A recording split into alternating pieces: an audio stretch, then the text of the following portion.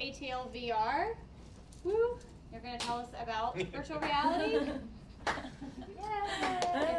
gosh, thank you. Yeah.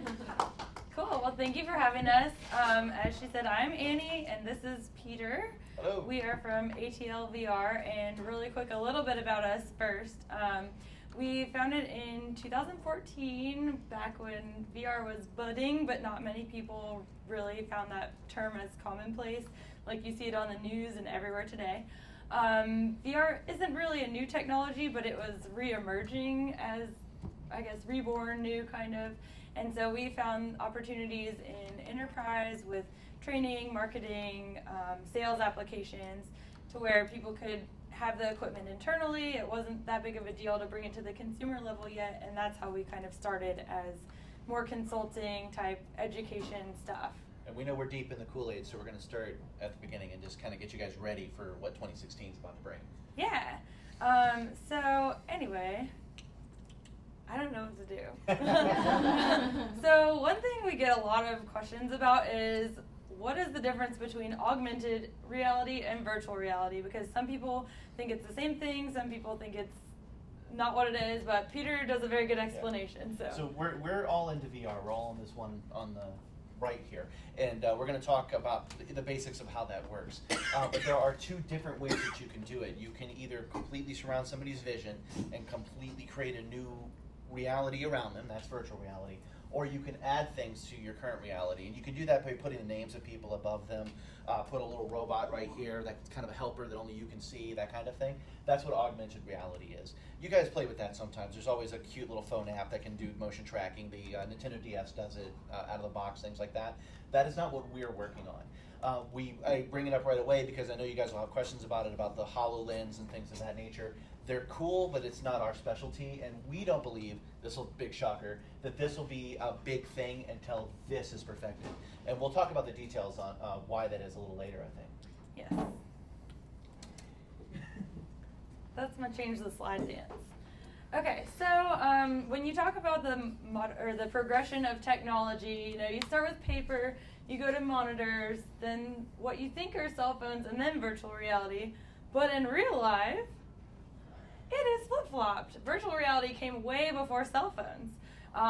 Dating back to the 1950s, there was like this room you could go in. They even had smell-o-vision and everything. They take over all of your senses, and they tried to use it as the very first virtual reality application. Yeah, it came first, but cell phones or the portable communications took off first, and that's just what we wanted you to be aware of. People have been working on this for a long time. And philosophically, you can talk about this kind of stuff, and you're like, yeah, paper. But no, really. I mean, this is the first time we were able to communicate, tell stories, immerse you in a universe. And then we got the ability to show you pictures with movies and the television and monitors and stuff like that. Even your phone can do it. Then we started messing with the ability to just completely replace it. And then the phone and the cell phone came out afterwards. Mm-hmm. So, why is all this happening? Palmer Luckey, I don't know if you guys have heard of him. Show of hands, how many of you know who that is? One guy, yeah. Okay, well that's okay because he's really cool, and I actually met him, and he's really cool. He talks to Peter all the time about Star Wars. Yeah, so he was, I think, about 19 in his parents' garage, tinkering with some stuff, and he realized that the modern smartphone is like, if you put it really close to your face, it's the same distance of the width of your eyes. The interpupillary distance is actually covered in a standard phone. This is a little bit larger than the standard phone, and it really covers it. So he suddenly realized that, hey, instead of having two LCD screens running through a magnifier projected on my eyes, why don't I just put two images, one on each side of one screen? And all of a sudden, literally overnight, immediately it went from $10,000 for the cheapest HD headset to freaking a smartphone, $300 overnight. Yeah, so because of smartphone technology, they were able to lower or increase the field of view. It was automatically a higher resolution. Because that's so small, it's able to fit into a much smaller headset, so it's more lightweight, which means more people will want to wear it. And then he was also able to work on latency issues. Yeah, so once he had the ability to put it in front of you, he could then work on the next stage, which is it has to be fast enough. It has to be able to track your little micro movements that your head makes as fast as your head can make them. which turns out to be at a minimum 60 frames per second, but more comfortably 90 frames a second. When was this? This was 2012? 12. I think Yes. 2012. Now we say overnight, but obviously it takes time to get this stuff really churning. But what he realized, the step that he made, was that, hey, cell phones and tablets can make this happen. And then he put it on a forum, and then John Carmack, the guy that invented Doom and id Software, said, can I see that? And he wrote some easy software to make that blurring happen. Once that happened, it was simply a question of getting the industrial machine in place. And that's what we've been seeing ever since. It's been integrating and getting better ever since, but the big breakthrough was in 2012 by this guy right here. Cool. So one of the things we like to emphasize is how many big names are getting into this market. Some of you may have seen a Google Cardboard. They did, New York Times sent out a Google Cardboard branded with their branding to every home subscriber, which is a huge undertaking. A lot of funds went into that, and it's really good for our awareness because more people got introduced to it. This is the Oculus Rift. This is what the consumer version looks like. They did pre-orders last month, and we have one, so we're excited to get it in March. March is the earliest people are going to get them. And then the Gear VR, which we use frequently, is the mobile version. It's actually the only real consumer version to have been released yet. Yeah. Of all of these different possibilities, excluding Cardboard, because that does just take your cell phone, the Gear VR is the only one that's on the market. It is powered by Oculus, and it uses a lot of the same technologies. For example, the DK2, the development kit 2 of the virtual reality headset, is the exact same screen as my Note 3 here. The exact same one. If you opened it up, it would actually have the little button for the home still on it. It would still say Samsung. So this is the 3, and starting with the 4, they made it so that you could plug it into a portable device. We'll talk about a little bit later what the difference is between these two and why that is good enough VR and why these are excellent. Yeah. And then the bottom 3 aren't really available yet. The PlayStation VR by Sony, the HTC Vive, which there are some development kits out, and I think later this month they're doing pre-orders. Yeah, it's this one. Yeah, and then the Microsoft HoloLens, which is augmented reality like we described before, but the fact that Microsoft is getting into a head-mounted display is a big deal. Yeah, so Sony, basically Sony, Steam, and Microsoft all on the bottom. Google Cardboard is a major player, but we don't deal with it because it's just below kind of our standard because what we're trying to make. But anytime you go to the mall and you see those big plastic VR things, that's basically Google Cardboard just with a sturdier case and better lenses in it. Yeah, I think even ViewMaster made one, Yeah. so you can buy that at Target. Cool. But at the end, it's going to be in that category. Cool. So one thing that a lot of people ask about are haptics. Well, they ask about how they can move, how they can touch things like that. So that's what we call haptics. And one of our, well, we haven't tried it yet, but we think it's awesome, is the Virtuix Omni treadmill. Yeah, of all the things that we've shown, when we started doing this kind of presentation, we were like, in theory, all this should be great. We've tried absolutely everything we thought was great, turned out to be great, except for this. So hopefully, sometime in the next couple of months, we'll actually have ours shipped to us, and then we'll know for sure. Yeah. But basically, we've gotten to the point where the video is good enough, the field of view is good enough, the tracking is good enough, that you feel like you're there, and the very next thing you deal with is, hey, where are my hands? How do I walk? That's the level of problem solving that we're at, which if you think about it is kind of huge. We're past the, I can't see very well, or I get a little dizzy wearing it. We're well past that, and now we're into locomotion. This system here is our favorite because it does let you move at any speed you care to, in any direction for as long as you care to, using less friction on the ground. So it's holding you up by your hips, and then you are walking in a straight line in all 360 degrees. Hopefully with this, by the time you take it off, if it's 5 minutes or an hour later, you'll be surprised what direction you're facing in your room. You'll think you're pacing this way, and you'll take it off, and you're totally facing a wall. Because this should work pretty well. Cool. Lighthouse by Valve. So when we showed you the HTC Vive that's going on pre-orders later this month, that comes with Lighthouse, which is pretty revolutionary. It allows you to actually move within a 15 by 15 foot space. And I think you're actually able to combine different lighthouses to make an even bigger space. Yeah. So it's not supported yet, but there's no reason you can't, so we're going to see that moving forward. And this is the big reason we put this up here next. We haven't even really talked about how we're tracking you. With your phone, you have an accelerometer, and that does roll, pitch, and yaw all of this direction of your neck. But if you lean forward, if the reality doesn't move forward with you, you can kind of picture that right now. If you move forward and your desk stayed exactly the same, you'd get nauseous pretty quick. The easiest way with current technology to accurately track you is to put some kind of sensor on the outside that tracks your ability to move forward. So you go like this. Oculus is doing it by putting infrared LEDs on the device and then a camera on the outside that tracks it. Vive, which is its biggest competitor as of right now, we gotta wait for Sony and stuff to come out, but this one does it differently. It has all these cameras on the device itself, and you put 2 controllers in your room, and it sends out infrared lasers that do longitude and latitude all day. It works a lot like a GPS does, where it gives you a constant position, and then it's calculated by your device. And I'm excited about this because I think this is the future. I think this is the way it's going to go, regardless of anything else. Because we have a quadcopter here. Quadcopters can use this data as well. If we want to have a future where a drone brings you a drink and flies away, it needs to know accurately exactly where it is in 3D space.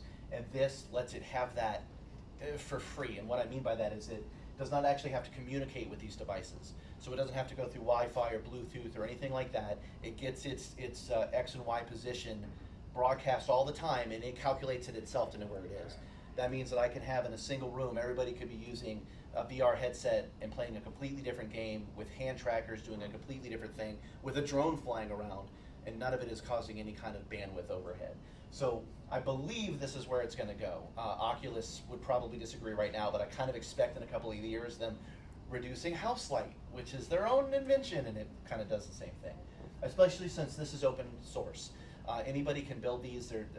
Steam is the one that developed it, and they're not charging anyone anything for it, and it will allow us to have that kind of data we've never had before. So I'm excited about that. The headset is also very good, but I believe that the Oculus Rift, did we even put a slide up for Oculus? It's next. Okay. I believe the Oculus Rift is the superior headset as of today's standards, for a couple of reasons, which we won't get into the details unless you guys start asking about it, but this headset here is the most developed in our opinion.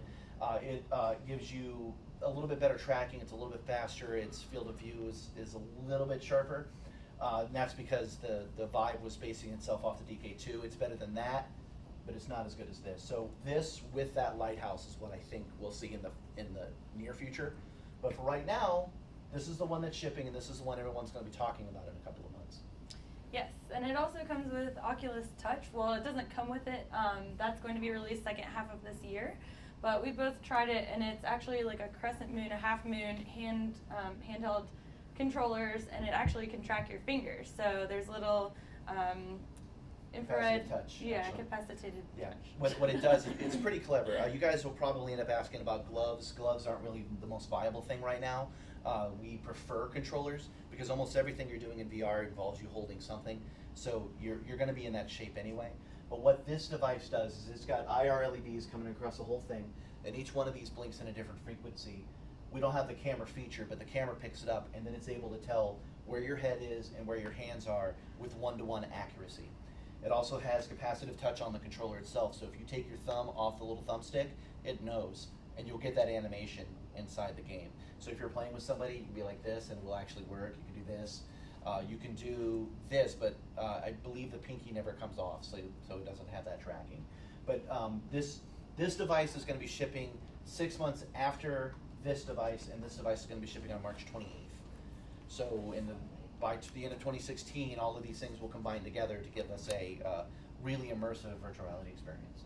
Oh, it also ships with the Microsoft Xbox One controller, which is a very good controller because a lot of the games have been in development for a long time, and those weren't available yet. So there's going to be a lot of stuff that comes out that's just controller based, and then they'll start incorporating the hands by the end of the year. Yeah, so one of the things that we've been focusing a lot on lately is 360 video. And one of the reasons our clients find it attractive is because you can use it on a variety of devices. It doesn't always have to be virtual reality.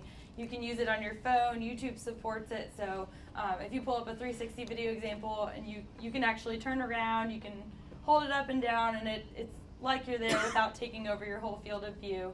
You can even use a mouse with it on your computer if you pull it up. But one of the things that we like is that it's also compatible with VR. YouTube right now also supports on Android devices Google Cardboard. So if you pull up a 360 video, there's a cardboard button, and you can just pop it into your cardboard and see it like that. So it's been, yeah, I think it's showing an right example. now. I have the ability, just by going to YouTube, I didn't have to do anything special, and you can look completely around a 360 environment. You can also do this. So if you don't feel like looking around full 360, you can move it manually, and then you can just push that button right there, and it becomes VR. You pop that into a Google Cardboard, and you're good to go. They actually support 3D, although we're not currently working in 3D, but the whole thing is available today, which we're very excited about. And there's a difference between virtual reality and 360 video, but the 360 video has a lot more life than I ever expected it to. Once I started using it, I realized you're going to start seeing it on phones. All you got to do is put two fisheye cameras on both sides and go like that, and it can take a 360 image. That's something you're going to see moving forward in a lot of different ways. Real estate is obvious, but there's a lot of moments in time you can capture. Like he's filming it right now in 2D, but if you had the ability to turn around and actually see him at some point, that's just a next level that's going to be useful just going into the future. So 360 video, we're really excited about it. It works on everything out of the box right now. So there's some disadvantages, which we'll talk about a little bit later, Yes. I think. Yeah, so this is an example of a camera. We have one very similar to that. So the main camera we use is 6 different GoPros all together in a 3D printed casing, and we're able to get every angle. So, you know, a cube has 6 sides, it's like that. And 6 cameras. So 6 cameras at 2.2K, all of them stitched together into one final 4K project, which is unwrapped, and then the program wraps it into a sphere. It takes up a lot of space. Each take 6 times as difficult as it was before. Yeah, I think we did a recent project. It was 3 minutes. To create a 3-minute video, it was over 600 gigs. Oh, even more than that. It was almost a terabyte. It was 864 gigabytes. 864 gigs. So, yeah, to create these videos, I mean, it's definitely doable and attainable, but it will take a lot of space. Yeah, but that's good though. I mean, I can turn around and give a 360 video and put it on YouTube quickly. If I want the stitching to be perfect, so you don't see, like, if I stuck my hand out, you know, like that old split screen where it would match up. If you do it quickly, you can get a turnaround in an hour. If you do it right, it can take a couple of days to get it right. But it's all doable right now. And as this catches on and cameras are built, basically one camera with 6 lenses, that's what I'm looking forward to in the near future. It just is going to become easier and easier and a whole new path to take. Just like being a motion graphics designer versus being a video editor versus being a YouTube blogger, all of those technologies are going to be available, has different tracks you can take. And 360 video, I'm never giving it up. It's really, really cool. Yeah, and something we haven't worked too much with, but something that exists is binaural audio. So it's actually capturing the audio through a pair of 3D printed ears, and then you can use that to see how the audio or the sound waves actually bounce off a lifelike ear. Yeah. A lot of that can be done in post-production, but it is a method that some people are using. Yeah. To get a 360 sphere to work, I actually have to record with 8 of those ears in a sphere itself, so that when I turn around, like if I'm listening to something that's left channel and right channel, if I turn around, it'll be inversed to me. So it's something that they're working on. I'm finding that doing it more and more in post is a lot easier, because if I want to put it into a video game, both Unity and Unreal allow me to do that. For example, if I want the sound of the air-conditioned hum to come out of the vent like it should, I just put that there, and then I can hear it. So chances are we'll probably end up recording them, each individual track, you know, pull out 18 different tracks of a live event and then place them where they should be. The problem is, at that point, I'm no longer using a video. I'm doing some kind of gaming engine, even though it's repurposed. So how to actually do this so that it sounds the best on YouTube is still something that's out there. Yes. And we already kind of went over 360 cameras, but again, this is the one we use. This is the Google Jump, which I believe is 16 GoPros. It films in 360 and 3D. This might be as many as 28, I think. I thought it was 16. It might be right. But And, the more reason that you do that is that you need a minimum of 6 if you want to get all 6 sides. Well, technically you need 2, because you need to have a right and a left with a big fisheye lens, but you can imagine already how that's going to make the resolution really low. So if you want really good resolution, 6 cameras is optimal. Now if you want it in 3D, you're going to need a minimum of 12 of those cameras. And it goes on and on from there. And that's what this does, is that it's got big fisheye lenses on GoPros, 16 all around, and it gives you a section like this. So when you're looking at it, your left and your right eye would be camera 1 and 2, and then you move, and now your right eye is camera 2 and your left eye is camera 3. That's how this process works. And yeah, we one of our projects does have drone footage. That's something people are doing. It's pretty cool to feel like you can fly. Yeah. There's some pretty big crossover between drone work and VR work. I think it's just because they're developing at the same time. All the technology, all the regulations are all being developed for both simultaneously. So you'll see a lot of bleed over between the two. Cool. So we already did talk about that. We use it for sales, marketing, training type applications. For us, brand immersion, customer interaction, things like that are what we do. There are obviously tons more applications, gaming applications, medical applications, anything you could think of. Immersion, storytelling is huge. You can tell stories with a mix between 360 video and CG. Movies are into it. It made a huge splash at Sundance this year. Last year it did okay. This year there's a whole developed wing for it at Sundance. Hollywood's going to branch out into it, that kind of thing. We don't have to worry about those. So we're not big into gaming ourselves because we know that there are AAA guys working on it already. But the technology is very similar, so we use a lot of the tools they use. In the same way that South Park uses the exact same program that Lord of the Rings was made out of. They just make it to use little 2D shadow puppets. It's kind of the same way where we're taking these game engines and we're making them into something a little bit smaller so that it's a little bit more portable. Yeah. That's it. That's us. So if you want to reach out to us, if you have any other questions that we don't answer today, feel free to email or tweet at us anytime. And we do this brain dump the way we do because we don't know where you guys are at, what you're interested in. We find that it's different every time. So we leave the rest of it open for questions, which I'm sure you guys have. Does anybody have? He's got one. So, can you give me just like a concrete example of who you worked with? Yeah. Yeah, so the example I guess I'll bring up since we already started talking about the size of the footage. We did a project for a winery out in Napa Valley. Unfortunately, I can't say the name of it yet until June because that's when the program is being released. That'll be nice. Yeah, that will be nice. But we were able to go out and capture footage in 360 of various places in the winery and compile that. And then we also have a video app that we created ourselves, so we're able to sell that out to different clients. And it's very user friendly. All they do is open it up, put it on the Gear VR, and then tap to start when they're looking at the Start Now button, and it automatically starts the video. So it's to be used at a food and wine festival for people to get a real life experience of a tour with a wine tasting without actually being there. If you haven't looked at any 360 footage yet, whatever computer you've got, go to YouTube, type in 360 footage. If you really want a good example, 360 racing. Somebody took one of these cameras and put it on the hood of a race car. The reason I say go look at it is because you'll get an appreciation for the benefit of knowing what's behind you, where you never did before. I could come in here and I could take 100 pictures of this room and give you an idea of it, but you won't really understand the size of it until you see it, where you can actually turn your head and see all 4 walls.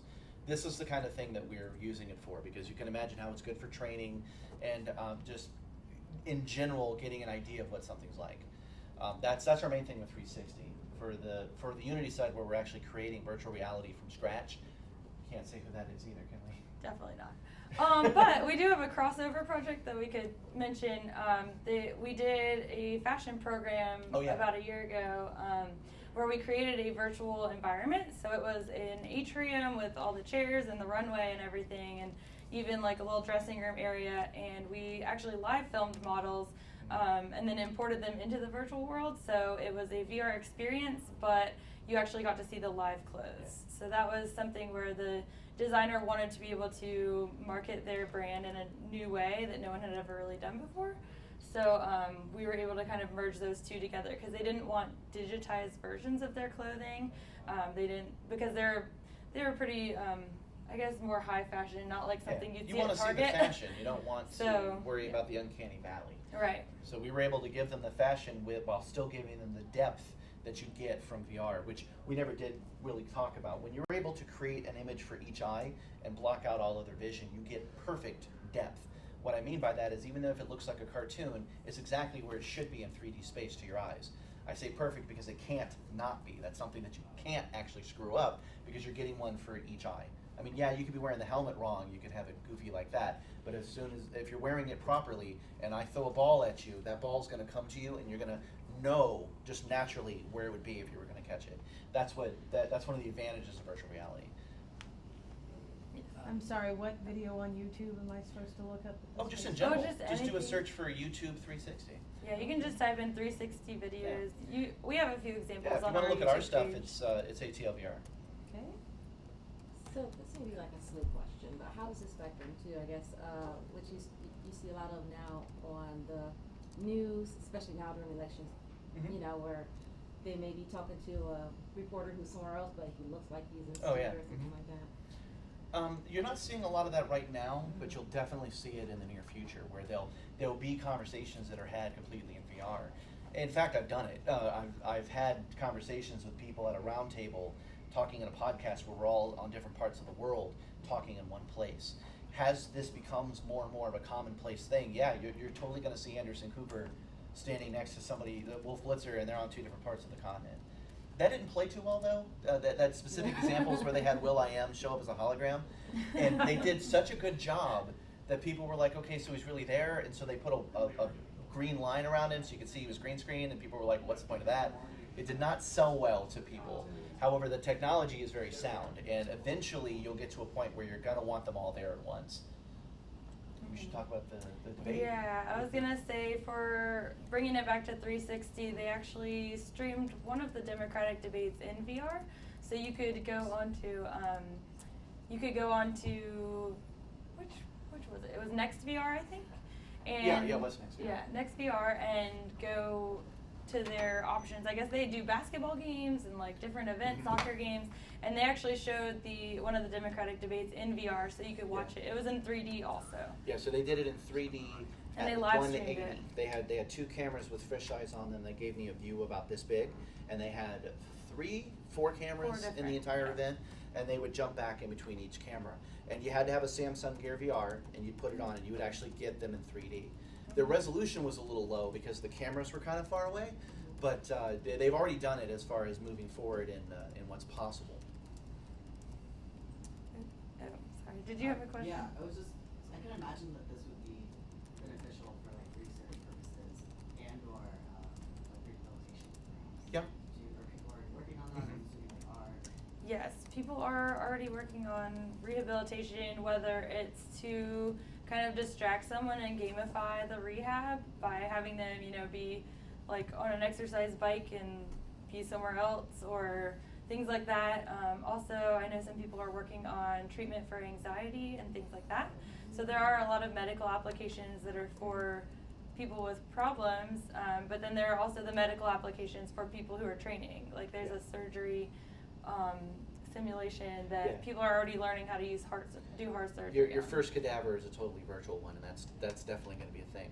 Another one of my favorite examples is going right through the blood into the heart, seeing the heart at full size, zooming in and out until you really understand what that is. Yeah, let's do that in year one, and then have them move on to actually dealing with hearts. You're going to know a lot better when you've been on the inside of it, and you can see it in res. Another favorite one is that amputees often have problems with phantom limb syndrome. One of the solutions to that is to put a mirror and have both your hands sitting where your hand would be, and then you flex your right hand and you see it, and just seeing it in the mirror is enough to ease that pain. Oh man, I can really do it. Like I can have it tracked properly so that you can move your hand, and it actually would be separate from your right hand. So if it works good with a mirror, it's going to work really good in VR. Those are just some examples of medical. Another good example I have in general, let's say VR bubble bursts and you see us in a ditch somewhere and you give us $1, you don't even look at us because we failed. You're still going to see VR in every high school in America. You're going to see at least one, even the poor ones, because it'll become mandatory that you do not do driver's ed without one of these devices. Because you're driving with the little steering wheel that's there, and I can throw anything I want at you, and I can see how you react to real danger. Because I throw a puppy out there, or I have a branch fall, or the guy suddenly stops in front of me. All of these things are totally testable right there in the school. It's totally going to be a thing. Yes. Oh, sorry. Did you have a question? Yeah. So for the owls, tried to go for the Samsung Gear View. Mhm. But you say the Oculus is better. Yeah. In what sense? A couple of things. First is that it is going to have slightly higher resolution. Okay. That's not a deal breaker. I actually like my DK2, which has lower resolution, so that's not a deal breaker. That's one. The next thing is that its refresh rate is slower because it's a phone that's been repurposed for VR, and higher refresh rate is better for dizziness. The main difference right now is that it does not have positional tracking, your ability to lean in and out. Okay, so that's where the infrared that you were speaking of. Yeah. Yes. Well, obviously, the solution to that would be put positional tracking on the phone. Right. We'll see that eventually. That's just a no-brainer. We'll see that. But also, it being a phone, it has to do everything it can. It has to work triple time to get that to work. Experiencers are limited to 5 to 15 minutes before it literally overheats. Okay. And I don't have that problem on my PC. I can crank up the graphics, and I can use it all day without any difficulty. So with the Oculus, where's it getting its feed from as far From as? a high-end PC. Okay, so it's connected to the PC and then okay. Yeah, now one thing I will say as far as the difference between mobile VR and PC-based VR is the 360 video is awesome on mobile VR because you don't need positional tracking. Because at this time, when you're filming something, you're either standing in one place, you're very slowly moving, but either way, you can't lean in on your surroundings. Mm-hmm. So because of that capture, it's totally fine, and actually I think preferred on mobile VR, at least as far as our clients are concerned, because they don't have to deal with all the equipment. And mental note for us, the prices of these things weren't released until recently, so we haven't thought to put them in. But a downside of the PC is that it is exponentially more expensive. Because let's assume that you already have a phone that works, it's already on a plan that you're happy with, you don't have to buy that. You buy a $99 headset and you're good. For Gear VR, if you're starting from scratch, it's gonna be $2,000? You mean Oculus? Oh, yeah. Yeah, Oculus. Oculus is probably about $2,000. For- They're maybe selling the one? bundled packages for $1,500. For $1,500? Mhm. Let's round it up. Let's go crazy again and say you got to spend $2,000 to get the good stuff. But I say it's worth it. The portable stuff is good, but it's not great, and the other stuff is great. Also, so if you mentioned something about like medical use or like Mhm. car or whatever. So the amount of footage that they're capturing using all these multiple cameras to give you a 360 or to give you a 3D, the amount of accumulated data and the size of the files must be incredible because they're so like you said, the 3-minute video that you recorded was about 1 terabyte. So these are 3. But the final product is only 500 megs. Okay. Because it was one 3-minute 4K video Okay, compressed okay. for Gear VR. Gotcha. But I got to back that stuff up. What if I have to go make a revision? So now I have to have 2 terabyte drives just for one 3-minute video. So when we start making Jurassic Park, good thing hard Yeah. drives are cheap. That's all I'm saying. Yes. Yeah, and the space is more on our end or Yeah, anyone the space looking is on to the film. user's end, which I figure you guys are on. You know, you guys have to start high and then deliver low, and that new benchmark for high just got 6 times more difficult. That's Napa Valley we didn't mention. We did with 10 cameras instead of just 6, so that's another reason why Oh, it's yeah. big. And that's a 2.2. Eventually, we'll be filming 4K per eye, and it's just going to be huge. Have y'all ever considered using photogrammetry instead of 360 I'm not familiar videos? And or why not? because I don't know what that is. What exactly is that? Sorry. So photogrammetry is a method of creating a 3D model Mhm. using a number of different views. Okay, yeah, Oh, yeah, So okay. you I just use didn't know one that's what it was camera called. and then yeah. take maybe 100 pictures and then Mhm. stitch I've them done that. together. I have the 360 mount for my Canon camera, and I took really high res pictures. I took 164 pictures, I think. Maybe it was 200 of a 360 room, and I stitched it all together to make one Yeah. image. Oh yeah, it worked great. And I could do that for 3D as well. Why don't I do that? Because in video, it's impractical, and video's our main thing.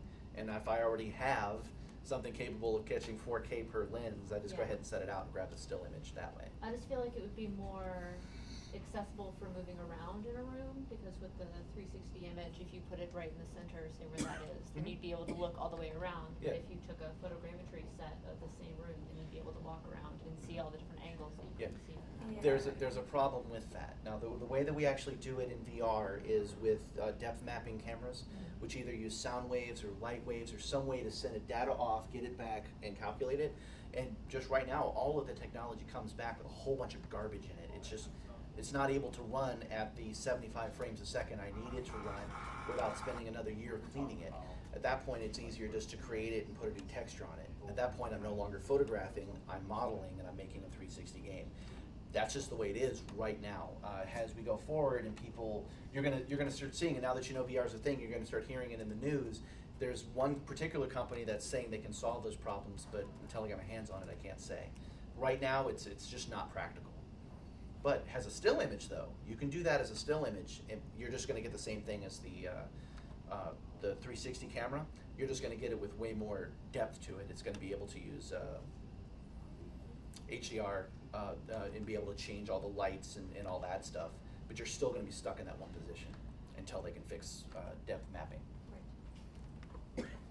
Also, so I understand you want to keep it open, but who is your target audience as far as your company goes? Mm-hmm. Like, As far as who we were trying to sell to? Yeah. Sam Walton.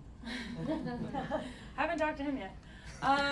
No, we actually work with several agents, like marketing agencies, because they already have clients that are usually looking for new ways and exciting ways to advertise brands. And a lot of them don't have the capabilities in-house to do VR, so we're able to go in, provide them with a service, and then, they pay us, and then they charge the client. Think of it like the iPhone. This really is a good analogy. It's 2006, and I'm telling you the iPhone is coming. Smartphones are coming. Everyone's going to have one. You need an app. And you'll go, what is that application? What does that mean? I don't understand app. That's the world we're in. We have to go to each one of these Fortune 500 companies, explain that VR is viable, then explain what we can do for them. And because of the nature of that beast right now, we're also in the hardware business where we have to provide all the hardware for them as well. That's going to get easier as we go on and we move forward, till the point where somebody's like, oh man, I need a VR app. We'll talk to ATLvr. They've been doing it for years. But so we're in that opening stage. But our clients are seriously, Sam Walton, I want to talk to every Fortune 500 company in Atlanta, all of them, and try to get them to do something now, because if you start working on it today and you start getting some labs going on, then you're going to have some clout and you're not going to look like a usurper coming in later. Just like, that's how Facebook got started. You start small and then you grow and then people start trusting you and it's better. So that's the universe we're in today. Talk to me tomorrow. If I could take your call, I might be too busy. So, do you mostly produce in Unity, and do all of your programmers thus write in JavaScript or C? Or? Yeah, pretty much right now. Unity found itself as a cross-platform system that worked on phones and worked on Macs and worked on Windows. It was great. It just didn't look as good as Unreal, which was the top of the game for any kind of application.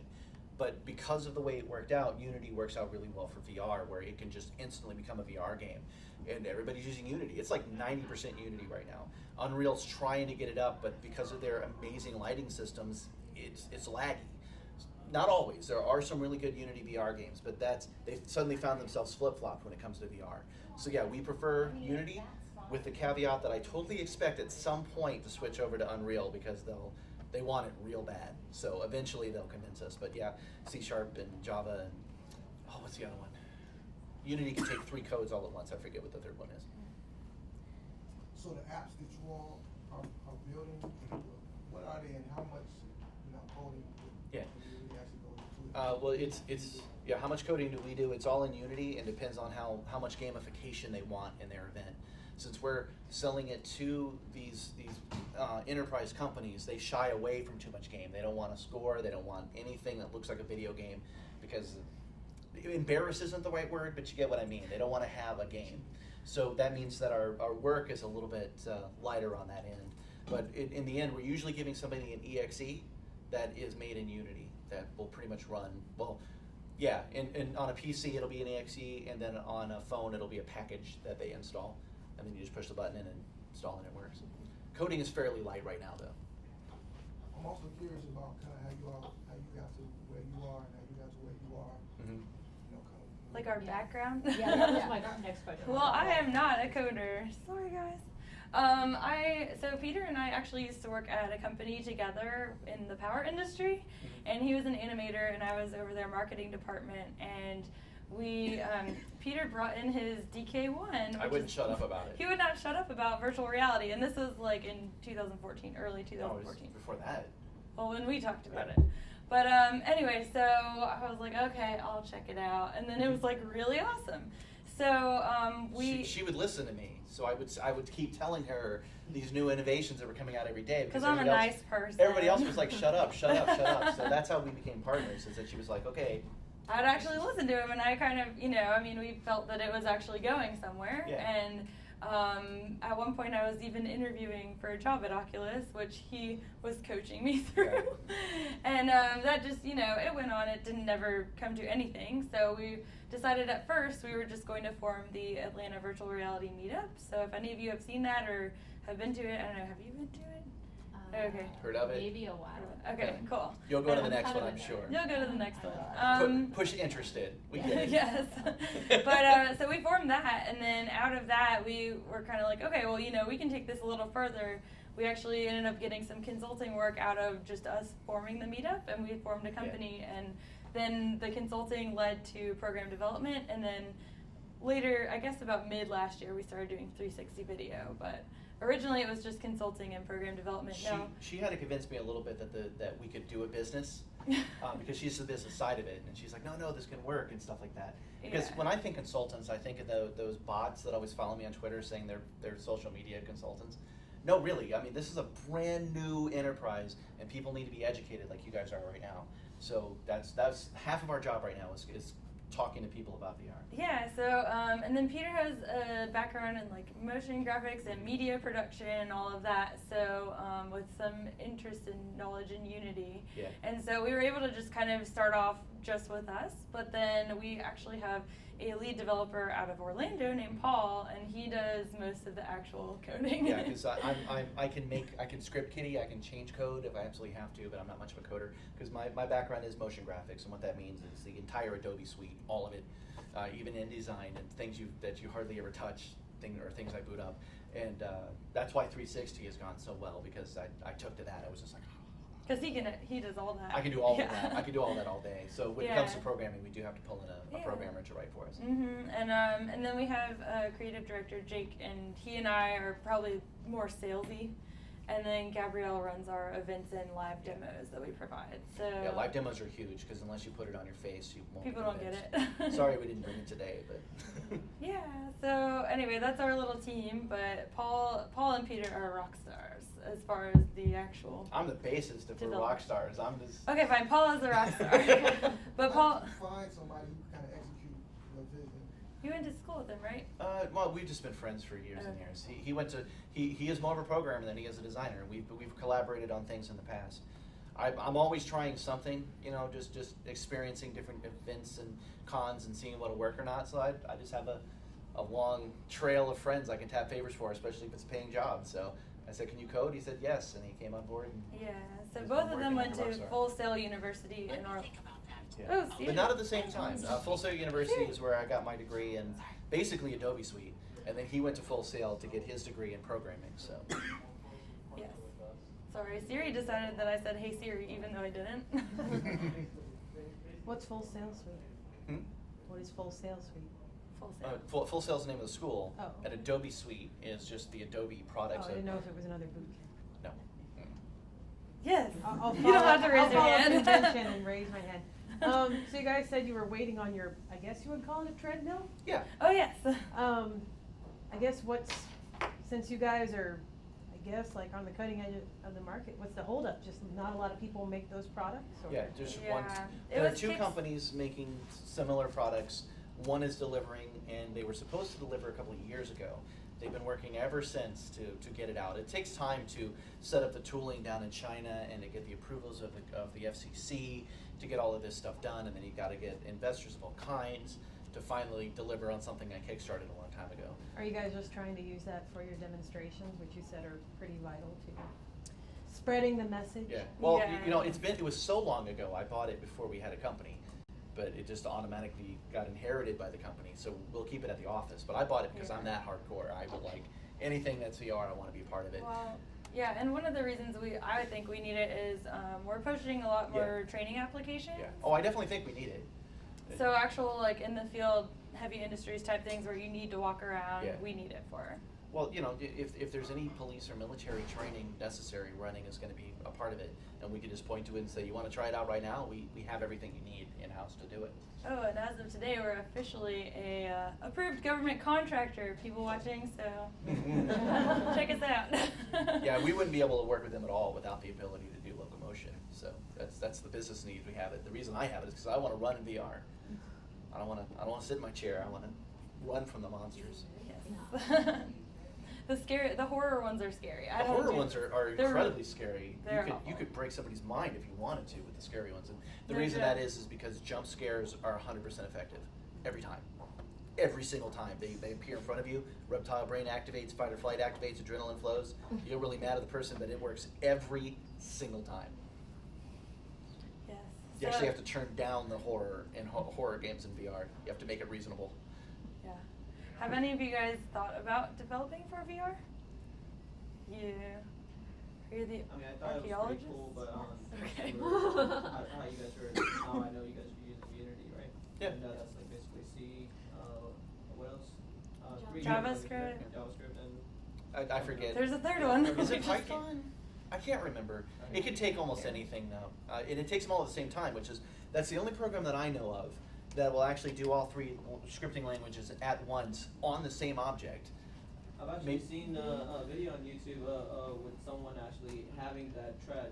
Yeah. And actually using obviously they're using another video to show you like what they're actually seeing as far as like it's Yeah. also like a gaming Yeah. simulation rather than. Yeah, that would almost certainly be one of Virtuix Omni's official videos, which are absolutely true, but they do mislead a little bit because the games that they like to use are the AAA titles that are not actually VR titles. Okay. Meaning, when you play a first-person shooter like Call of Duty in VR, you have a little gun sticking out of your head, and you do this. So he's got that gun that he's holding in the video, and he's running and he's moving, but he's only moving where he's looking because this is not attached yet. With Lighthouse and with Oculus Touch, they will completely be a thing. For example, Oculus just did a deal with Rock Band. And what you do is you take their touch controller and you stick it on the front of a Rock Band controller, and then it's actually accurately tracking the guitar. So if you take the guitar and you throw it inside of VR, it's going to do the exact same thing because it's being tracked. So Boo is, Boo. but it's very similar to Python. Boo. Boo. Really? Well, we all Other- learned something. That's Other B gaming O O engines or may B take U? multiple languages all at once. I'm just saying Yeah. that's the first time I saw that. Because when she said I was an animator, I was doing training things inside of Flash, and I was still using ActionScript 2. And you have to decide when you start which script you're using. And in Unity, you can just pop them all in. It's pretty handy. Yeah. Cool. Any more questions? When's our next meetup? Oh yeah. So since we do also organize the meetup, we're having one on February 21st, which is a Sunday at 4 p.m. at General Assembly. So maybe Yeah, we you have guys- some guests coming in to Yes. show off Altspace VR, VR, which is one of those meeting places where you're going to put that headset on, you're going to talk to somebody that's over in California at their offices, have a conversation. Yeah. Yeah, It's and a that's- social platform, yeah. and they are releasing it for Gear VR now, so that it's a mobile platform. And their developer relations guy, Bruce, who's pretty well known in the VR community, he is coming in to give a talk on how to use the SDK. So people- yeah, if you want to see some cutting edge stuff, even stuff we don't have yet, that's the place to do it. Yay! Thank you for coming, guys. Oh wait, you are already here. Thank you for letting us come. Thank you, guys. And yeah, totally feel free to reach out to us whenever. Thank you guys so much for coming. Thank you guys for sticking around. You should follow them on Twitter. Go to their next meetup. Yay! Oh, and thank you, Erin, for letting us use your computer. Yeah, thanks, Sue. And thanks